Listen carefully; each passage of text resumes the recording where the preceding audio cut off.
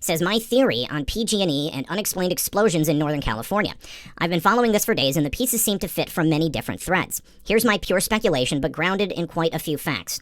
The White House had PG&E turn off power to Northern California. They then canvassed the entire area with helicopters with LiDAR technology. It could be something else, but they speculate LiDAR. That is basically like ground-penetrating radar, but it detects metal, hollows, concrete, and especially electricity. With all legitimate electricity turned off, it was easy for them to scan below ground, quadrant by quadrant, to detect the exact locations of the tunnel systems connecting DUMS, which are deep underground military bases in California to Utah and wherever else, because the tunnels still had power which run on their own power grid.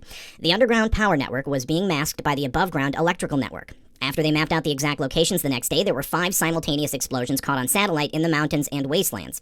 My theory is the tunnel systems were collapsed and they cut off the bases from one another in key strategic locations. The power being cut to 2 million homes was absolutely necessary to pinpoint the still active electrical pathways in the tunnel systems. This is war, ladies and gentlemen, and the deep state just got served a hearty defeat.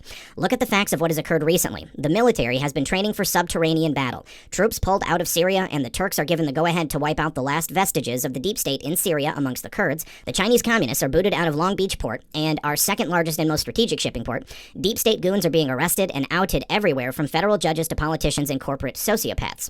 This is a war, make no mistake. It is a war between the non-corrupted military and the NSA against the clowns in America and the deep state communists. It is full-on war, but the mainstream media propaganda machine will not report it, so it is a secret war being fought with technology, law, subterfuge, propaganda, blackmail, murder, and yes, bullets, bombs, and banks. I'm loving it. We knew a little bit about where he was going, where he was heading. We had very good information that he was going to another location. He didn't go. 2 or 3 efforts were canceled because he decided to change his mind, constantly changing his mind. And finally, we saw that he was here, held up here. We knew something about the compound. We knew it had tunnels.